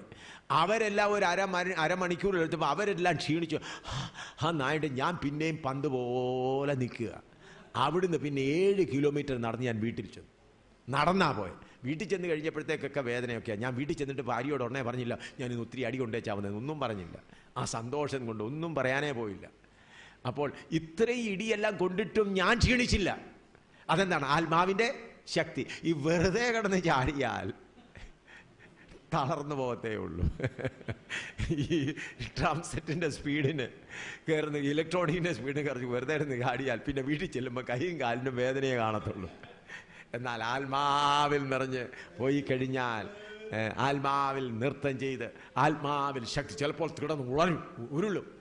ശക്തി വഹിക്കാൻ വയ്യ. ഞാൻ എത്ര പ്രാവശ്യം കർത്താവിനോട് പ്രാർത്ഥിച്ചു, കർത്താവേ എനിക്ക് സഹിക്കാൻ വയ്യായ നിർത്തണേ എന്ന് എത്ര പ്രാവശ്യം ഞാൻ കരഞ്ഞു പറഞ്ഞിട്ടുണ്ട്. കാരണം ചിലപ്പോൾ വളരെ ശക്തി വന്നിട്ട് നെഞ്ച് പൊട്ടിപ്പോകുന്ന പോലെ തോന്നിയിട്ട് ഞാൻ എത്ര പ്രാവശ്യം കർത്താവേ എനിക്കിനി വയ്യ, എനിക്ക് സഹിക്കാൻ വയ്യായേ എന്ന് വിളിച്ചു പറഞ്ഞിട്ടുണ്ട്.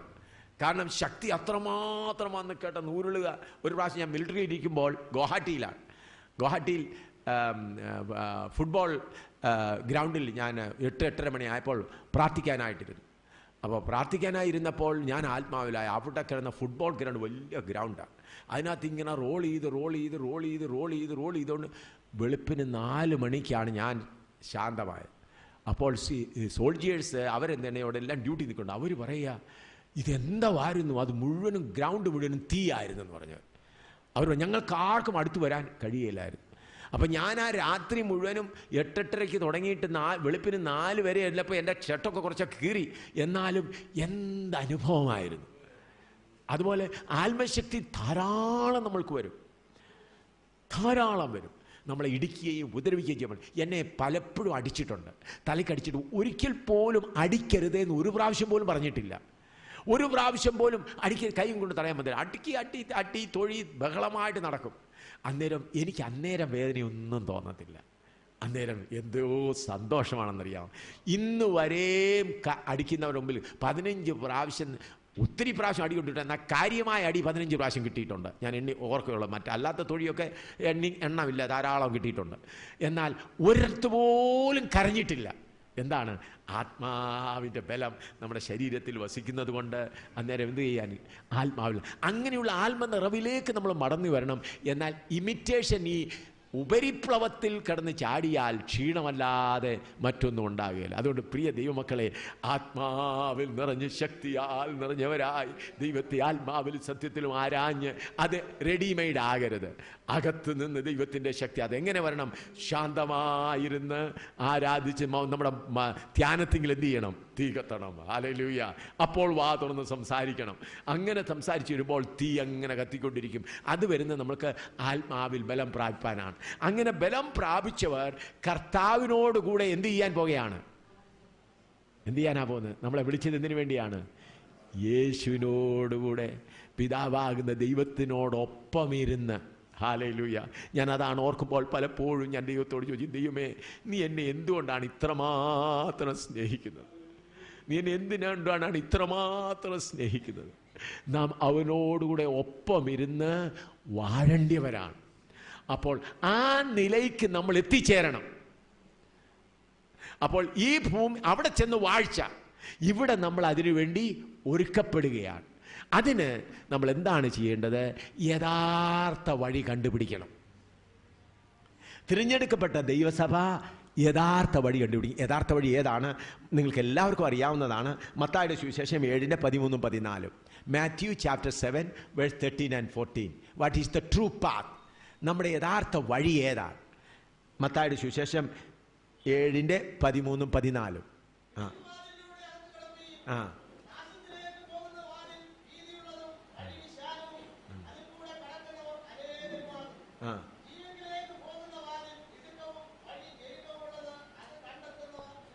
ആ സഖേത് ഫാട്ടക് और സക്കര മാർഗ്. നമ്മുടെ വഴി എന്ന് പറയുന്നത് ഇടുക്കുവാതിൽ, അതുപോലെ ഞെരുക്കമുള്ള. അതിൻ്റെ ശരിയായ ഗ്രീക്ക് പദത്തിൽ അത് നോക്കിയാൽ ഹർട്ടിംഗ് പാത്ത് എന്ന് പറഞ്ഞാൽ നടന്നു പോകുന്തോറും നമുക്ക് എന്താകും? മുറിവേൽക്കുന്ന പാത. ഇതെന്തിനു വേണ്ടി? നമ്മളുടെ ശുദ്ധീകരണത്തിന്, നമ്മുടെ പാപമോചനത്തിന് വേണ്ടിയല്ല.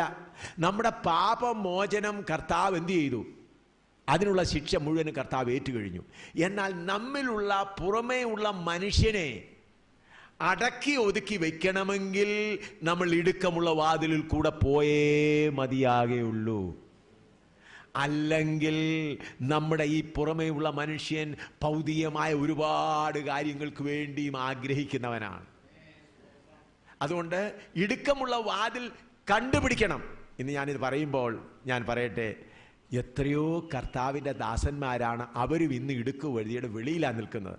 നമ്മൾ വിചാരിക്കുന്നത് രക്ഷിക്കപ്പെട്ടു, സ്നാനപ്പെട്ടു, അഭിഷേകം പ്രാപിച്ചു കഴിഞ്ഞപ്പോൾ ഇടുക്കവും ഞെരുക്കമുള്ള വഴിയിൽ പ്രവേശിച്ചു. അല്ല സഹോദരന്മാരെ, അല്ല. രക്ഷിക്കപ്പെട്ടതും സ്നാനപ്പെട്ടതും പരിശുദ്ധാത്മ നിറവ് പ്രാപിച്ചതും എല്ലാം ഇടുക്കമുള്ള വഴിയിൽ പ്രവേശിക്കാനായിട്ടാണ്. അപ്പോൾ ആര് അവരുടെ ജഡത്തെ ക്രൂശിക്കാൻ ആഗ്രഹിക്കുന്നുവോ, ഗലാത്യർ 5:24 എഴുതിയിരിക്കുന്നത്, ആര് തങ്ങളുടെ ജഡത്തെ ക്രൂശിക്കാൻ ആഗ്രഹിക്കുന്നുവോ അവർ മാത്രമേ ഇടുക്കവും ഞെരുക്കമുള്ള വഴിയിൽ കൂടെ പോകുകയുള്ളൂ. അല്ല, ജഡത്തിൻ്റെ ആഗ്രഹങ്ങൾ അനുസരിച്ച് പ്രാർത്ഥിക്കുന്നവരാരും എവിടെ ആയിട്ടില്ല. ഇപ്പോൾ ചിലപ്പോൾ നിങ്ങൾക്ക് ചില കഷ്ടങ്ങളും പ്രയാസങ്ങളും വരുമ്പോൾ ഇടുക്കമുള്ള വഴിയാണല്ലോ, കഷ്ടമാണല്ലോ എന്ന് വിചാരിച്ചു പോകും. അല്ല, നമ്മൾ പോകുന്തോറും ഇടുക്കവുമുള്ള ഞെരുക്കമുള്ള വഴിയിൽ കൂടെ പോകുമ്പോൾ നമ്മുടെ പഴയ മനുഷ്യനുള്ളതായ ആഗ്രഹങ്ങൾ ഓരോന്നോരോന്നായി നമ്മളെ വിട്ടുമാറി നമ്മൾ കർത്താവിനോടുകൂടെ സിംഹാസനത്തിലിരുന്ന് രാജ്യം ഭരിക്കുന്നു. ആദിമ സഭ ആരെയൊക്കെ ഭരിക്കാൻ ഒരുങ്ങിയവരായിരുന്നു? പൗലോസ് ആരെയൊക്കെയാണ് ഒരുക്കിക്കൊണ്ടിരുന്നത്? 1 കൊരിന്ത്യർ 6-ാം അധ്യായം എടുത്താണ്. ആദിമ 1 കൊരിന്ത്യർ 6:2-3 വായിച്ചാൽ ആദിമകാലത്തെ സഭ എങ്ങനെയായിരുന്നു? 1 കൊരിന്ത്യർ 6:2-3 വായിച്ചാൽ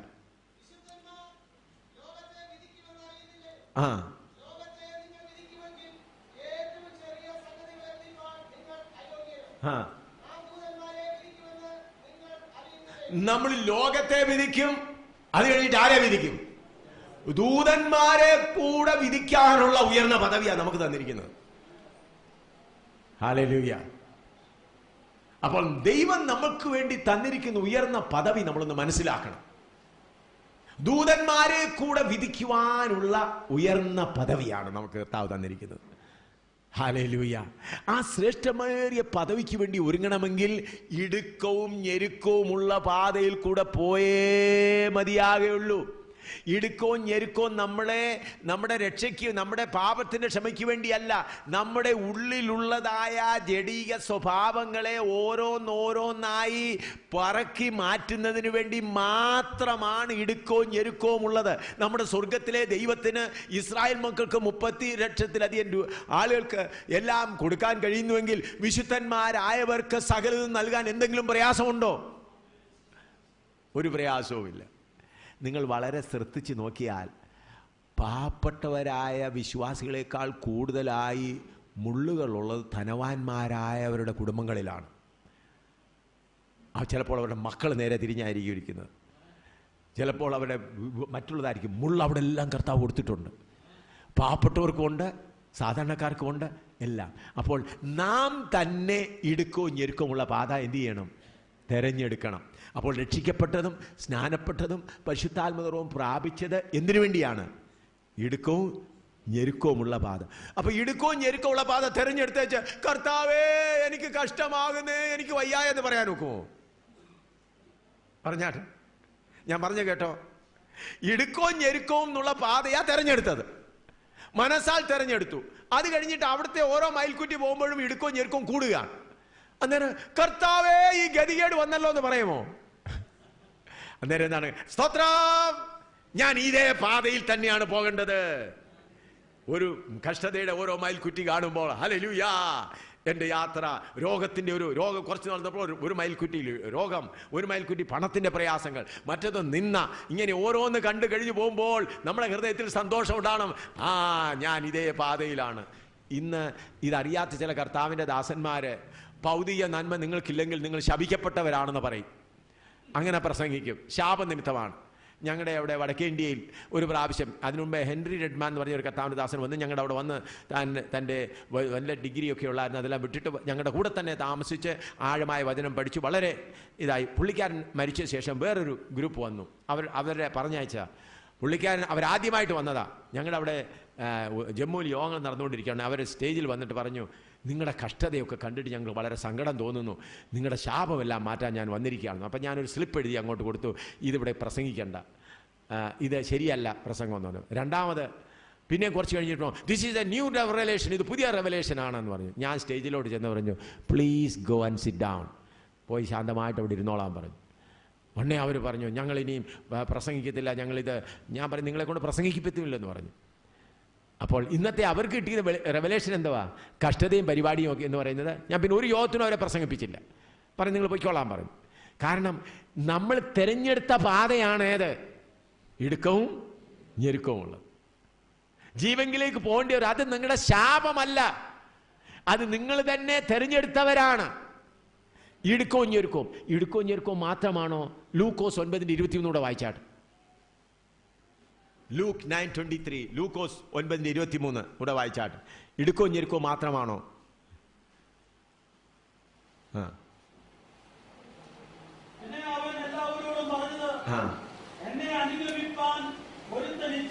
എന്നെ അനുഗമിപ്പാൻ ഒരുത്തൻ ഇച്ഛിച്ചാൽ അവൻ തന്നെത്താൻ നിഷേധിച്ച് നാൾതോറും തന്റെ ക്രൂശെടുത്തുകൊണ്ട് എന്നെ അനുഗമിക്കട്ടെ.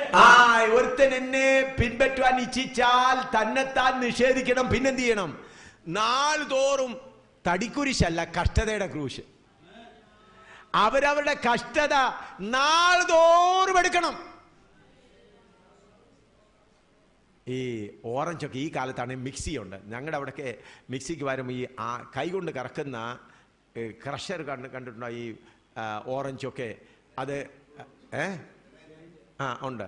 അതിനകത്ത് ഓറഞ്ചൊക്കെ മൂസമ്പിയൊക്കെ അതിൻ്റെ പുറന്തോടെല്ലാം അടിച്ചു കഴിഞ്ഞാൽ അതിനകത്ത് ഇട്ടിട്ട് കറക്കുമ്പോൾ വേറൊരു വടി പോലൊരെണ്ണം ഉണ്ട്. അതുകൊണ്ട് എന്ത് ചെയ്യും? അതിനെ കീപ്പോട്ട് എടുക്കും. അതുപോലെ ഇടുക്കവും ഞെരുക്കമുള്ള പാതയിൽ പോകുമ്പോൾ നമ്മുടെ ജ്യൂസ് മുഴുവനും ഇറക്കാൻ എന്തുവാ? ദിനംതോറും എന്തുണ്ട്? കഷ്ടത. എന്താണ് ദിനംതോറും? എന്താണ് കഷ്ടത? ഓരോ ദിവസവും കഷ്ടത.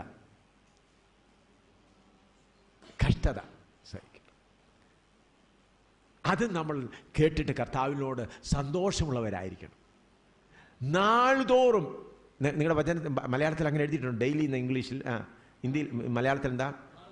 നാൾതോറും. അപ്പൊ ഇടുക്കവും ഞെരുക്കവും തന്നെത്താൻ ഉപേക്ഷിക്കണം. എവിടെയുള്ള വഴിയാ? യേശുവിനോടുകൂടെ പുതിയ യെരൂശലേമിൽ വാഴുവാനായി തിരഞ്ഞെടുക്കപ്പെട്ടവരുടെ മാർഗമാണിത്. നമ്മളിങ്ങനെ ഇരിക്കുന്ന കർത്താവ് ഇവിടെ കുഴപ്പമൊന്നും ഉണ്ടാകരുത്, സ്വർഗത്തിൽ അങ്ങ് ചെന്ന് കുഴപ്പമൊന്നുമില്ല. സഹോദര ഇവിടെ കുഴപ്പം ഉണ്ടായെങ്കിലേ നമ്മുടെ ഇതല്ലോ. ഇപ്പം ഞാൻ ഇന്നലെ പറഞ്ഞല്ലോ, കർത്താവ് നിങ്ങളുടെ കുടുംബത്തിൽ പ്രയാസം ഉണ്ടാക്കാനാണ് കർത്താവ് വന്നതെന്ന്.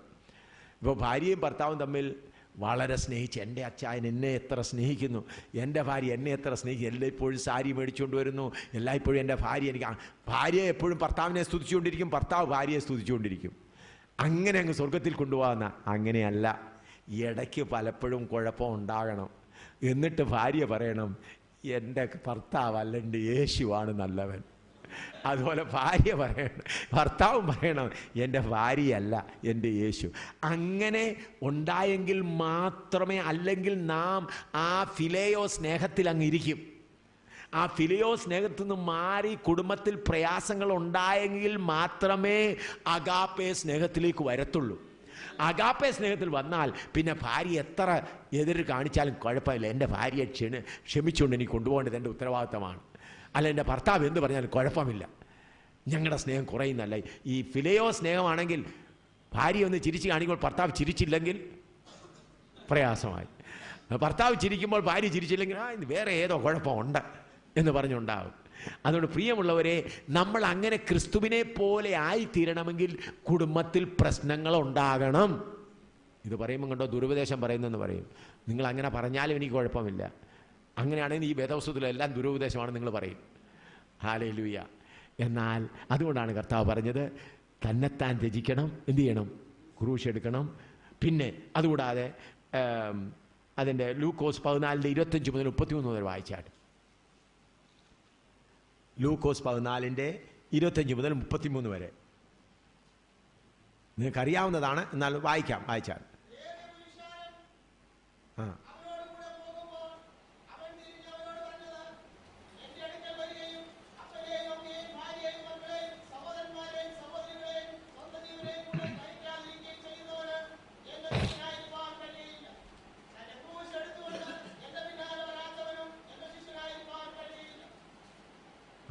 കീപ്പോട്ട് വായിച്ചാൽ.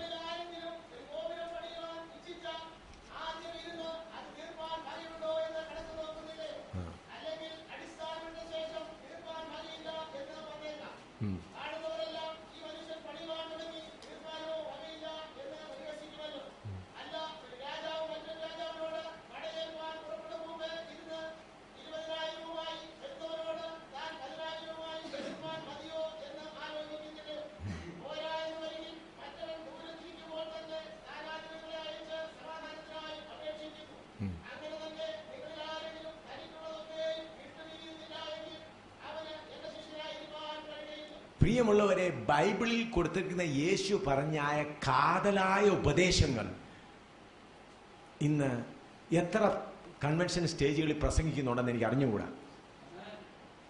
ഞങ്ങളുടെ അവിടെയുള്ള കർത്താവിൻ്റെ ദാസന്മാർക്കെല്ലാം ഞാൻ കർശനമായി കൊടുത്തിരിക്കുന്ന നിർദ്ദേശം ഈ കാതലായ ഉപദേശങ്ങളാണ് പ്രസംഗിക്കേണ്ടത്. അങ്ങനെ പ്രസംഗിക്കുന്നുണ്ട് രക്ഷിക്കപ്പെട്ടു വരുന്ന ഹിന്ദുക്കളും മുസ്ലിങ്ങളും സിഖുകാരും എത്ര ഉപദ്രവങ്ങൾ വന്നാലും അവർ തിരിച്ചു പോകുന്നില്ല. സന്തോഷത്തോടെ നിലകൊള്ളുകയാണ്. അടികളേറ്റിട്ടും ഇടികളേറ്റിട്ടും പ്രയാസങ്ങൾ വെച്ചിട്ടും. ഞാൻ ഒരു കുരുക്ഷേത്രയിൽ ഒരു സിഖ് സഹോദരൻ രക്ഷിക്കപ്പെട്ടു വന്നു, സിഖ് കുടുംബത്തിൽ നിന്ന്. അവരെല്ലാം മറ്റുള്ളവരെല്ലാം എതിരാണ്. യൗവനക്കാരനാണ്, 26-27 വയസ്സുള്ളത്. അവന് ആ രക്ഷിക്കപ്പെട്ട് സ്നാനപ്പെട്ട് അഭിഷേകമൊക്കെ പ്രാപിച്ച് സ്നാനപ്പെട്ട് വീട്ടിൽ ചെന്ന് കഴിഞ്ഞപ്പോൾ അവൻ്റെ ബന്ധുക്കാരും മറ്റവരും കൂടി അവൻ്റെ ഷർട്ട് ഉരിയിട്ട് അവൻ്റെ പുറത്തെ തൊലി മുഴുവൻ അങ്ങ് ഉരിഞ്ഞു. പുറത്ത് കണ്ടിക്കല്ല, ഇത് തൊലി എന്ത് ചെയ്തു, ഉരിഞ്ഞ് ഇവിടെ താഴെ വരെ അങ്ങ് ഉരിഞ്ഞു. ഒടുവിൽ എൻ്റെ അടുക്കൽ കൊണ്ടുവന്നപ്പോൾ നോക്കിയാൽ അത് അങ്ങ് ഭയാനകമായ രീതിയിലാണ്. കുരുക്ഷേത്ര ഞാൻ ചെന്നപ്പോൾ അപ്പോൾ ഞാൻ ആ സഹോദരനോട് ചോദിച്ചു, തൊലി എന്ത് ചെയ്തവർ ഈ പശുവിൻ്റെ ഒക്കെ തൊലി ഉരിക്കുന്ന പോലെ കീപ്പോട്ടങ്ങ് ഉരിച്ചു. അപ്പം ഞാനതിൻ്റെ പുറത്ത് ഈ കൈ കൊണ്ട് തേക്കാൻ എണ്ണ വയ്ക്കാൻ കഴിഞ്ഞാൽ തുള്ളി ആയിട്ട് എണ്ണ എങ്ങനെ ഇട്ടപ്പോൾ ഞാൻ അവനോട് ആദ്യം ചോദിച്ചു എങ്ങനെ ഇരിക്കുന്നു. അവൻ പറയാണ്, എൻ്റെ യേശു സഹിച്ച കഷ്ടത്തിനും തുല്യമായിട്ട് ഇതൊന്നുമില്ല എന്നാണ് പറഞ്ഞത്. ആ പഞ്ചാബി സിഖ് സഹോദരൻ പറയുന്നത് എന്താണ്, എൻ്റെ യേശു സഹിച്ച കഷ്ടത്തിന് മുൻപാകെ ഇത് ഒന്നുമില്ലല്ലോ. ഞാൻ പിന്നെ തുള്ളിയായിട്ട് എണ്ണ അവിടെ ഇങ്ങനെ ഇട്ടപ്പോൾ എൻ്റെ കണ്ണിന് മുമ്പിൽ തന്നെ പെട്ടെന്നായിട്ടത് തൊലി വരുന്നത് പോലെ എനിക്ക് മനസ്സിലാവാനിടയായി. അവൻ്റെ വേദന വളരെ കുറയുവാൻ 3/4 മണിക്കൂർ ആയപ്പോഴത്തേക്ക് വേദന എല്ലാം കുറഞ്ഞ പോലെ നിലയിലാകുവാനിടയായി. അപ്പോൾ അവരെ പഠിപ്പിച്ചിരിക്കുന്ന വചനം കഷ്ടതയുടെ മാർഗമാണെന്ന് പഠിപ്പിച്ചിരിക്കുന്നതുകൊണ്ട് അവനെന്തുണ്ടായി, കംപ്ലൈൻ്റ് ഒന്നും ഉണ്ടായില്ല.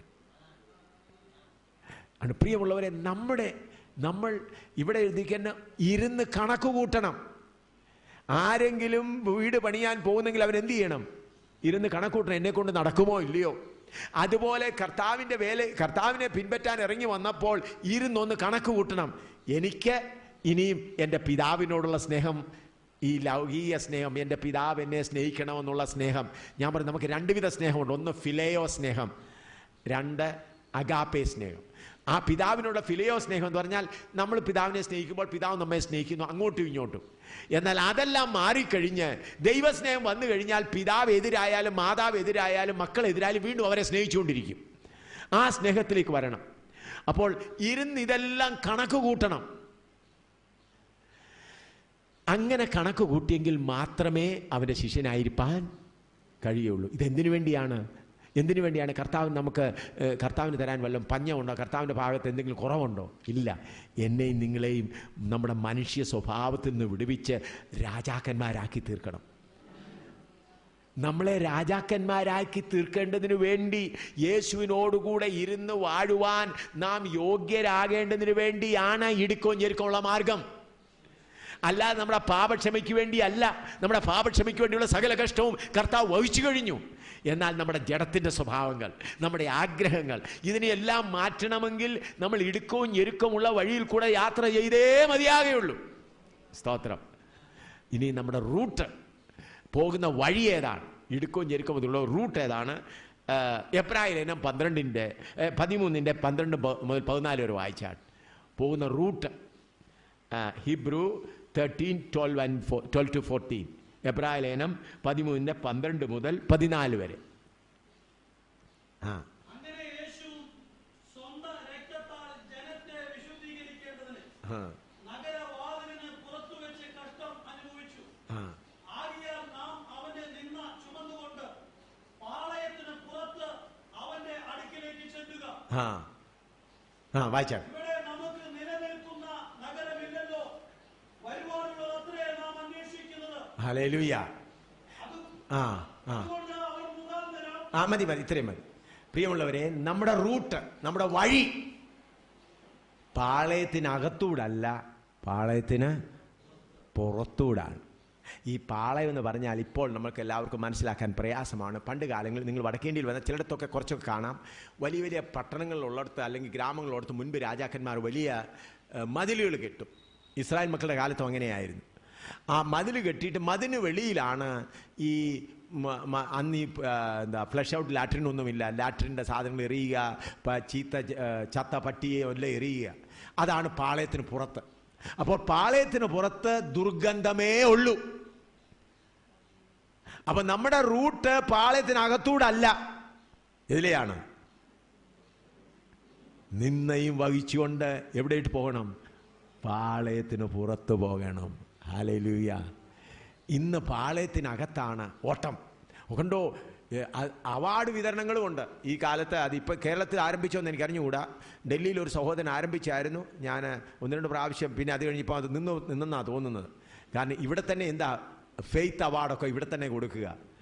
ഓട്ടം തീരുന്നതിന് മുമ്പേ അവാർഡ് വിതരണവും തുടങ്ങിയിരിക്കുക. ലോകം പോകുന്ന പോക്ക് നോക്കിയാൽ അവാർഡ്